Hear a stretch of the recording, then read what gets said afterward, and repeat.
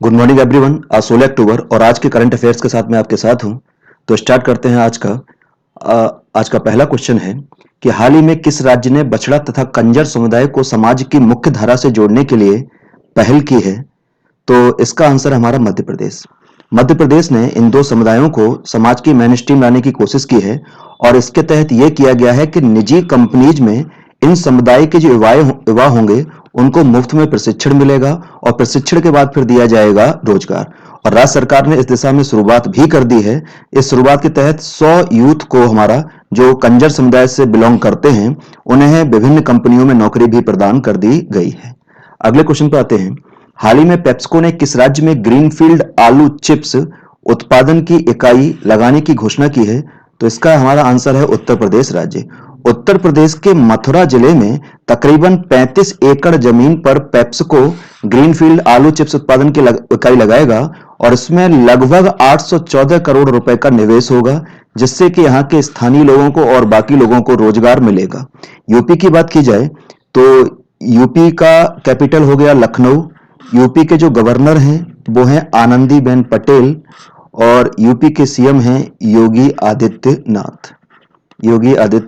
अगले क्वेश्चन पे आते हैं कि किस राज्य ने सरकारी नौकरी में महिलाओं को 33% आरक्षण देने की घोषणा की है। तो इसका आंसर है हमारा पंजाब राज्य। पंजाब राज्य ने इस संबंध में घोषणा की है और इसके लिए उसने अपने सिविल सेवा नियम 2020 को मंजूरी दी है और इसमें मंजूरी में कहा है कि जो राज्य की सरकारी नौकरियां होंगी उनमें जितनी सीधी भर्ती होगी उन सभी सीधी भर्तियों में महिलाओं को 33% आरक्षण दिया जाएगा। ठीक है ना। पंजाब की बात चली है तो पंजाब को हम डिटेल से देखते हैं आज। और यह हमारा भारत के मैप में पंजाब लगा हुआ उत्तर पश्चिमी भाग में और यह अलग से पंजाब का पॉलिटिकल मैप। पंजाब का जो क्षेत्रफल है वो उस आधार पर संपूर्ण भारत में इसकी जो रैंक है वो है 19वीं। ठीक है ना। टोटल यहाँ पर 22 जिले हैं और इसका जो सबसे बड़ा जिला है वो है लुधियाना। जनसंख्या की बात की जाए तो पंजाब की जनसंख्या पूरे भारत की जनसंख्या की 2.3% है और इस आधार पर यह 16वें नंबर पर आता है। जनसंख्या की बात की है तो पंजाब का जन घनत्व कितना है तो 551। पंजाब की साक्षरता कितनी है तो 76.68% और पंजाब का लिंगानुपात कितना है तो यह 842। पंजाब की कैपिटल क्या है तो कैपिटल है चंडीगढ़। पंजाब की ऑफिशियल लैंग्वेज क्या है, राजकीय भाषा क्या है तो यह है हमारी पंजाबी। पंजाब के विधानमंडल की बात की जाए तो पंजाब का विधानमंडल एक सदनीय यानी कि यहां पर सिर्फ विधानसभा है। तो यहां की विधानसभा में टोटल सीटें हैं 117।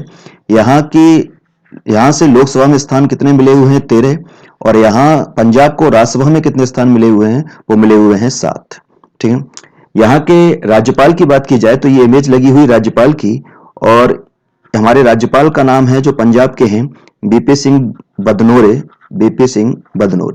यहाँ के सीएम ये इमेज लगी हुई और ये हमारे कैप्टन अमरिंदर सिंह। यहाँ के अगर राजकीय पशु की बात की जाए तो ये इमेज लगी हुई ब्लैक बक काला हिरण। यहाँ के अगर राजकीय पक्षी की बात की जाए तो ये बाज। ठीक है ना, इमेज लगी हुई बाज। अगर यहाँ के राजकीय पेड़ की बात की जाए तो हमारा है सेसम और यहाँ के अगर राजकीय पुष्प की बात की जाए तो ये हमारा ग्लेडियोलम। क्या है? ग्लेडियोलम। यहाँ के त्योहार मेले की बात की जाए तो सबसे इंपॉर्टेंट त्योहार है यहाँ का जो है हमारा लोहड़ी। ठीक है ना। इसके बाद यहाँ पर बसंत मनाया जाता है, बैसाखी को धूमधाम के मनाया जाता है, गुरु पर्व बहुत ज्यादा पूछा जाता है कहाँ मनाया जाता है तो मोस्टली पंजाब में। इसके अलावा गुरु रविदास जयंती बहुत ज्यादा मनाई जाती है पंजाब में और एक मेला है उसको बोला जाता है माघी मेला, ये भी मनाया जाता है हमारा पंजाब में। ठीक है ना। इसके बाद और हम यहाँ के टूरिस्ट प्लेस की बात करें अगर पंजाब के तो पंजाब के पर्यटन की दृष्टि से देखा जाए तो सबसे ज्यादा जो इंपॉर्टेंट नगर है वो है हमारा अमृतसर। ठीक है ना। अमृतसर में ही स्वर्ण मंदिर है। ठीक। दूसरा सभी को पता होगा बाघा बॉर्डर। तो ये बाघा बॉर्डर जो हमारी सीमा पाकिस्तान से मिलती है तो वो हमारा उसकी सीमा हमारे अमृतसर जिले में ही है। ठीक है ना। इसके बाद हमारा कहना चाहिए कि इसी अमृतसर में अकाल तख्त बना हुआ है, अकाल तख्त। यहीं पर हाथी गेट मंदिर भी है जो पॉपुलर है। इसके बाद जो सेकंड स्पॉट है वो है लुधियाना और लुधियाना में एक लोधी किला है टूरिस्ट के हिसाब से, लोधी किला। इसके बाद जो तीसरा पर्यटन स्थल है वो है हमारा कपूरथला, ठीक है। और यहाँ पर पंज मंदिर है, एक वो दर्शनीय है पंज मंदिर। एक है गुरुद्वारा बेर साहिब, गुरुद्वारा बेर साहिब। यहाँ के एग्रीकल्चर की बात की जाए तो सभी को पता होगा कि हरित क्रांति का जो सबसे ज्यादा प्रभाव पड़ा वो पंजाब में पड़ा, और इसके लिए यहाँ पर खाद्यान्न का बहुत ज्यादा उत्पादन हुआ, ठीक है। पूरे भारत के अनाज उत्पादन का तकरीबन 19.5% होता है हमारे पंजाब से, ठीक है ना। जितना भी हमारा अनाज होता है उसका 19.5% होता है कहां से, पंजाब से। इसके अलावा पंजाब चावल उत्पादन में बहुत ज्यादा आगे है और तकरीबन पूरे भारत का 11% चावल यहां से होता है। इसके अलावा यहाँ गन्ना का भी उत्पादन होता है, सब्जी का भी होता है और फल का भी उत्पादन होता है। यहाँ के नेशनल पार्क और वन्य जीव अभयारण्य यानी कि वाइल्ड लाइफ सेंचुरी की बात की जाए तो यहाँ पर जो इंपॉर्टेंट नेशनल पार्क हैं वो एक है हमारा झज्जर नेशनल पार्क, ठीक है ना। दूसरा है important Mahendra zoological park, zoological park. और तीसरा है हमारा यहाँ पर वीर भादसो नेशनल पार्क, वीर भादसो नेशनल पार्क। इसके अलावा कुछ वाइल्ड लाइफ सेंचुरी भी हैं, जैसे कि हमारा अबहोर वाइल्ड लाइफ सेंचुरी यानी कि वन्यजीव अभयारण्य, एक है हमारा वीर मोती वाइल्ड लाइफ सेंचुरी, एक है हमारा हरिके वाइल्ड लाइफ सेंचुरी। यहाँ की नदियों की बात की जाए तो इंपॉर्टेंट नदियां हो गई, रावी हो गया, ब्यास हो गया, सतलज हो गया। खासकर यहाँ के डांस की बात की जाए कि यहाँ के कौन से डांस पॉपुलर हैं तो सबसे ज्यादा पूछा जाता है भांगड़ा, ठीक है ना। और सेकंड नंबर पर पूछा जाने लगा है गिद्धा। अब भांगड़े से सभी लोग पॉपुलर हो गए हैं, परिचित हो गए हैं, तो पूछा जाता है कि गिद्धा किस राज्य में नृत्य है, तुम्हारा आंसर होना चाहिए पंजाब। इसके अलावा जो इंपॉर्टेंट है, एक नृत्य है लुड्डी, एक नृत्य है जूली, ठीक है ना, धनकरा। इसके बाद सम्मी पूछा जाता है, किकली, जागो। ये इंपॉर्टेंट यहाँ के हो गए नृत्य। तो ये हमारे पंजाब से जुड़ी हुई इंपॉर्टेंट इंफॉर्मेशन। अगले क्वेश्चन पे चलते हैं। हाल ही में कौमुदी मुंशी का निधन हुआ है, वह किस क्षेत्र से संबंधित थी, ठीक है ना। तो ये हमारी थी गायिका, जो कौमुदी मुंशी हैं ये गायिका थी और ये इनकी इमेज लगी हुई, और इन्हीं को नाइटिंगेल ऑफ गुजरात भी बोला जाता है। क्या बोला जाता है, नाइटिंगेल ऑफ गुजरात, ठीक है। गुजरात की बात की जाए तो गुजरात की कैपिटल हमारी गांधीनगर। गुजरात के जो गवर्नर हैं वो आचार्य देवव्रत, और गुजरात के जो सीएम हैं वो हैं विजय रूपानी, विजय रूपानी। अगले क्वेश्चन पे आते हैं कि सेड्रानीस लाइफ टाइम अचीवमेंट अवार्ड किसने जीता है, ठीक है ना। पहला हमारा क्वेश्चन, तो ये जीता है हमारा हरीश कोटेचा ने। पहला चीज आंसर क्या हुआ, हरीश कोटेचा, ये इमेज लगी हुई। ये अवार्ड क्या है कि अवार्ड एक्चुअली में अमेरिका में दिया जाता है। अमेरिका में किसके द्वारा दिया जाता है, national association for the education of homeless children and youth, ठीक है। दोबारा बोल रहा हूं, national association for the education of homeless children and youth. यानी कि कुल मिलाकर हिंदी में बोलूं तो जो लोग युवाओं को, बच्चों को जरूरतों को पूरा करने के लिए, ठीक है ना, उनको सुरक्षा देने के लिए, शिक्षा देने के लिए, आश्रय देने के लिए बहुत ज्यादा प्रयास करते हैं, उन्हें ये central life time achievement award दिया जाता है। तो इस बार किसको मिला है, हरीश कोटेचा। हरीश कोटेचा ने वहां पर बच्चों के लिए, शिक्षा के लिए, आश्रय के लिए बहुत ज्यादा कार्य किया है, और साथ ही इन्होंने वहां पर एक संस्था बनाई है और इसका नाम है हिंदू चैरिटीज फॉर अमेरिका। क्या नाम है, हिंदू चैरिटीज फॉर अमेरिका। ये संस्था के फाउंडर भी यही हैं और इसके इस टाइम पे अध्यक्ष यानी कि प्रेसिडेंट भी यही है, ठीक है ना। तो चाइल्ड शिक्षा के लिए और उनको आश्रय सुरक्षा के लिए इन्होंने अथक प्रयास किए हैं, इसीलिए इन्हें सेड्रानीस लाइफ टाइम अचीवमेंट अवार्ड मिला है। अगले क्वेश्चन पे आते हैं, और अगला क्वेश्चन हमारा, विश्व मानक दिवस कब मनाया जाता है, तो इसका आंसर है हमारा 14 अक्टूबर। 14 अक्टूबर को मनाया जाता है विश्व मानक दिवस, और यह दिवस जो है वो भी वर्ल्ड लेवल पर मनाया जाता है। इसका उद्देश्य सिंपल सा ये है कि जो उपभोक्ताओं, ठीक है ना, एवं उद्योगों के बीच में वैश्विक अर्थव्यवस्था के जो मानकीकरण का महत्व है उसको पूरा करना है। और 2020 की जो इसकी थीम है वो है protecting the planet, protecting the planet with standards. मानक की इंग्लिश हो गई स्टैंडर्ड, तो protecting the planet with standards, ठीक है ना। ये इसका कहना चाहिए इस बार का 2020 का थीम हुआ। अगले क्वेश्चन पे आते हैं कि किस बैंक के साथ गूगल पे ने ACE क्रेडिट कार्ड लॉन्च किया है, ठीक है ना। ACE, तो इसका आंसर हो गया हमारा एक्सिस बैंक, ठीक है ना। इसमें होगा क्या कि इस क्रेडिट कार्ड के थ्रू, एसी जो क्रेडिट कार्ड होगा, अगर हम बिल पेमेंट करते हैं, रिचार्ज करते हैं, तो हमें 5% का मिलेगा कैशबैक। इसके साथ ही अगर डेली यूज की चीजें भी इसी के थ्रू परचेज करते हैं, तब भी हमें 4 से 5% का मिलेगा कैशबैक। एक्सिस बैंक की बात चली है, तो एक्सिस बैंक की स्थापना हुई है 1993 में, ठीक है ना। इसका हेड क्वार्टर है बंबई में, और इसके जो सीईओ हैं उनका नाम है अमिताभ चौधरी। अगला क्वेश्चन, पीएम मोदी ने गलत लिख गया है, पीएम मोदी किसकी स्मृति में 75 रुपए का स्मारक सिक्का आज लॉन्च करेंगे? तो ये हमारा एफएओ यानी कि खाद्य एवं कृषि संगठन, ठीक है ना। आज ही के दिन 16 अक्टूबर 1945 को हमारे अंतरराष्ट्रीय खाद्य एवं कृषि संगठन की स्थापना हुई थी, ठीक है ना, फूड एंड एग्रीकल्चर ऑर्गेनाइजेशन की। और इसी उपलक्ष्य में हमारे पीएम मोदी 75 रुपए का एक स्मारक सिक्का करेंगे लॉन्च, और इस सिक्के के द्वारा ये शो करने की कोशिश करेंगे कि इंडिया और एफएओ के जो रिलेशन है वो बहुत अच्छे रहे हैं, यानी कि इन्हीं संबंधों को चिन्हित करने की करेंगे कोशिश। एफएओ की बात चली है, तो एफएओ की स्थापना मैंने बता दिया 16 अक्टूबर 1945 में हुई है, ठीक है ना। इसका हेड क्वार्टर कहां पर है? तो इसका हेड क्वार्टर है हमारा रोम में। रोम कहां पड़ता है? इटली। और इसके जो हेड स्टैंड पर उनका नाम है क्यू डोंग्यू, ठीक है ना, ये इसके हैं हेड। अगले क्वेश्चन पर आते हैं, operation green top to total किस मंत्रालय ने शुरू किया है? बहुत अच्छा क्वेश्चन है। तो इसका आंसर हमारा खाद्य प्रसंस्करण मंत्रालय, ठीक है ना।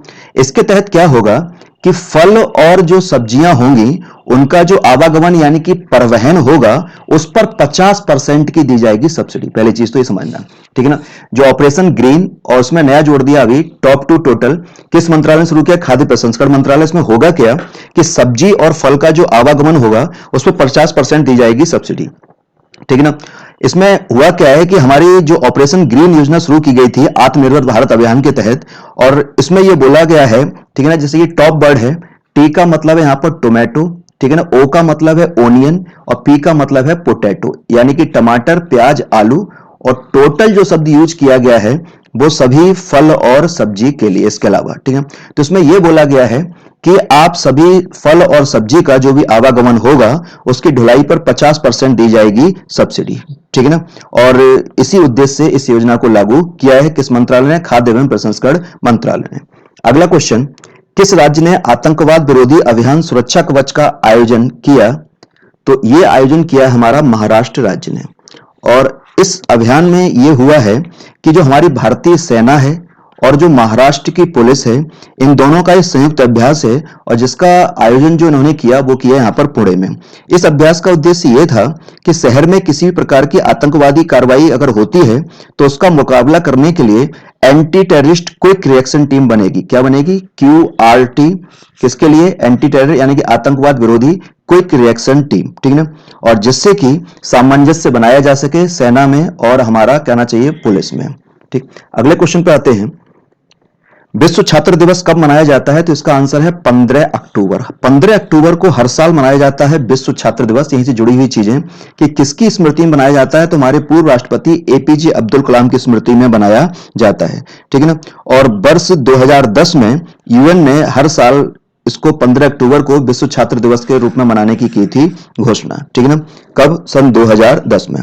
अगले आते हैं यहीं से जुड़ी हुई चीजें कि 15 अक्टूबर को ही मान के चलते हैं, दूसरा क्वेश्चन, अंतरराष्ट्रीय ग्रामीण बालिका दिवस भी मनाया जाता है। अंतरराष्ट्रीय ग्रामीण बालिका दिवस ये भी मनाया जाता है 15 हमारा अक्टूबर को ही। और सर्वप्रथम इसकी शुरुआत जो हुई थी मनाने की वो 1995 से हुई थी।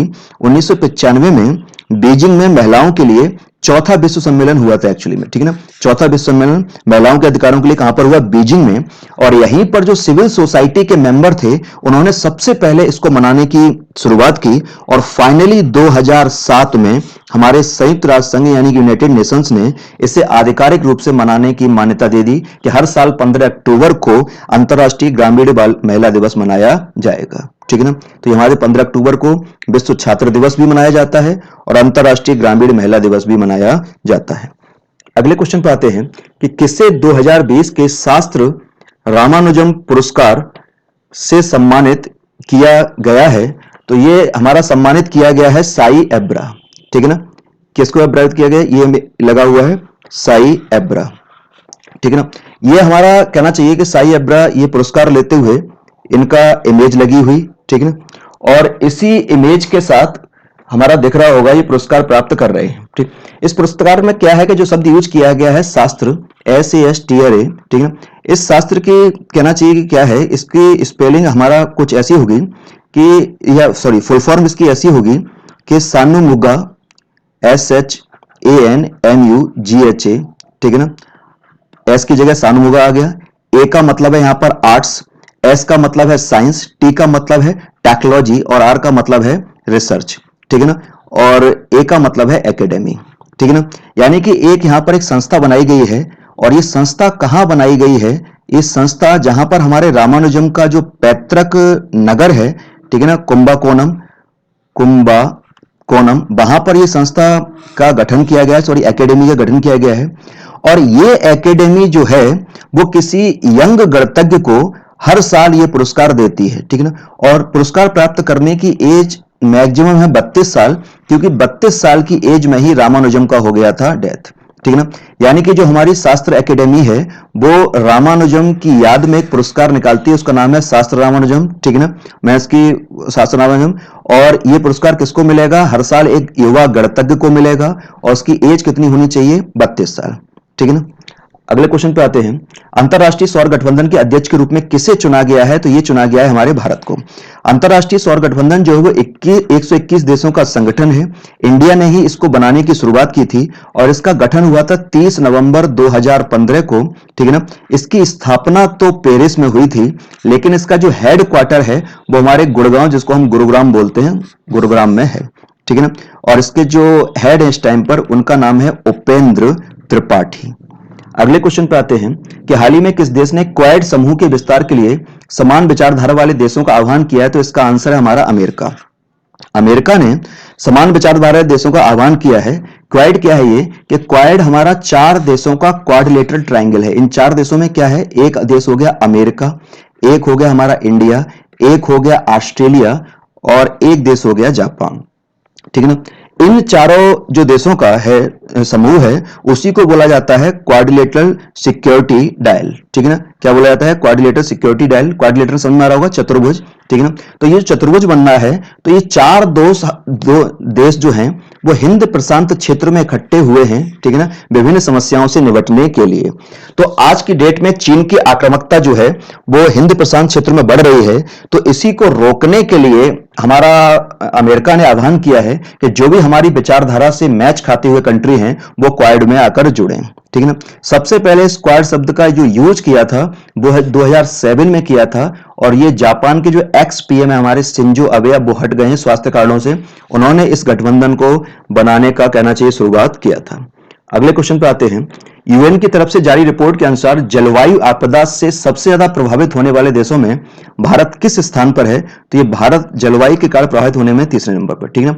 पहले नंबर पर आ रहा है चीन, दूसरे में सबसे ज्यादा जलवायु आपदा आ रही है, दूसरे नंबर पर अमेरिका में, और तीसरे नंबर पर है हमारा इंडिया, ठीक है ना।